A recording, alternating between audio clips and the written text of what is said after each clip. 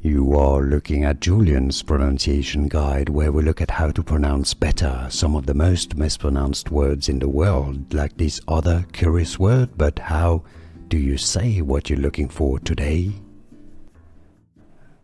Let's learn how to pronounce this word.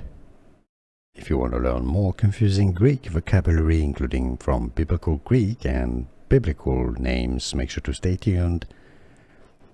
There are two different pronunciations in English: koine, koine, or koine. Both pronunciations are indeed correct, so you are probably right, unless you were saying koine. No, koine or koine.